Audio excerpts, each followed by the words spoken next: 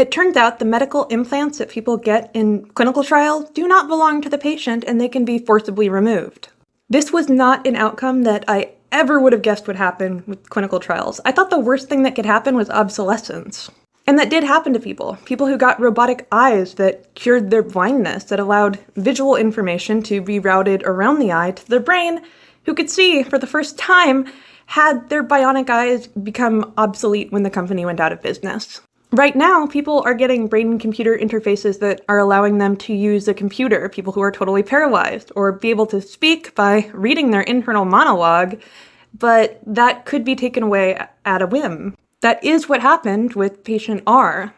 This patient got a brain-computer interface that helped her manage epilepsy. Severe epilepsy, which allowed her to be independent. She could predict when a seizure was going to happen, so she could do something like go for a walk, go to the grocery store, and know that she wouldn't be in danger. After the clinical trial was over, though, she was compelled to have the brain-computer interface removed.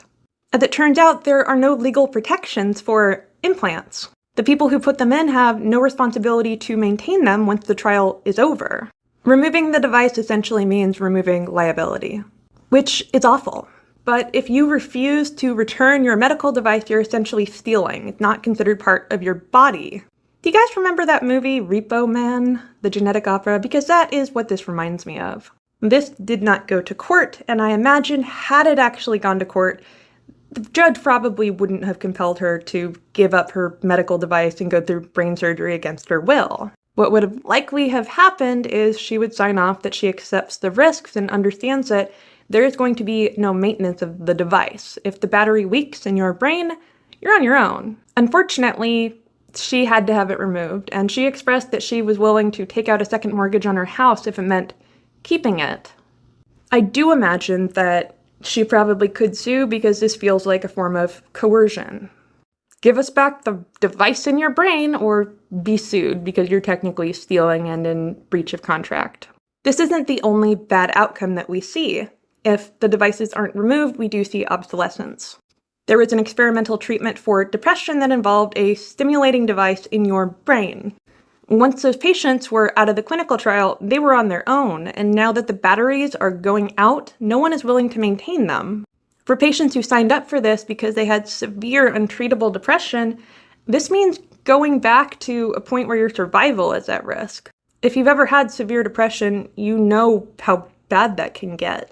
Patients who signed up for these trials felt that they were coerced into going into the trial, not fully understanding that the devices would not be maintained. It was a one and done, good luck. Because the process of FDA clearance is so long, assuming it ever gets cleared, they're very likely not going to get any ongoing treatment. Even if it were cleared, the likelihood of insurance covering ongoing treatment is also pretty low. Unfortunately, patients who get these and do not have their devices removed are then in a position where surgeons are unlikely to remove the device. Medical treatment has to be provided if it's an emergency, but prior to that, you're on your own.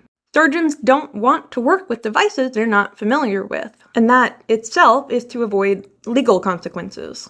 And this is not a hypothetical. We've already seen surgeons not wanting to remove orthopedic implants.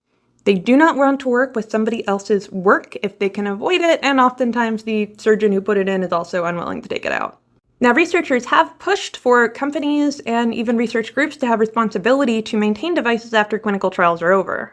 Unfortunately, due to the major cuts for NIH grants, that is not going through, and patients are still in legal limbo. On top of that, we are also seeing the rise of companies wanting to make brain-computer interfaces a subscription. So yeah, you have a BCI that helps your depression or helps you be mobile, but if you don't have the money every month, sorry, we're gonna cut your service, good luck. And because this stuff is not fully cleared by the FDA, it's also not covered by insurance. That means patients are on their own to pay for life-altering and often life-saving treatments, and if they can't pay anymore, it's over. You have a device in your brain that no one can remove. The idea of medical implants being a subscription service should frighten you. I have a medical implant. I have metal in my foot, and you know what? I don't have to pay a monthly subscription or fear having it removed forcefully. There will be a legal precedent for this in the near future, I am sure, but this never should have happened. I bring you guys science horror content. It's kind of my whole vibe. And some of it is even exciting and interesting, but this horrified me. This is truly monstrous. Do you know what the worst possible outcome to this would be had it gone to court? The absolute most awful thing that could have happened would be the patient being declared non-compass.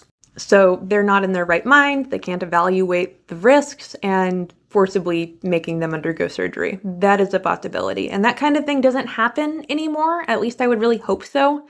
But I could see it occurring, and that actually terrifies me. I don't think we'll get there, but I didn't think a lot of things would happen. I didn't think that forcibly removing medical devices would be something that would happen. There you go. Welcome to the state of the world.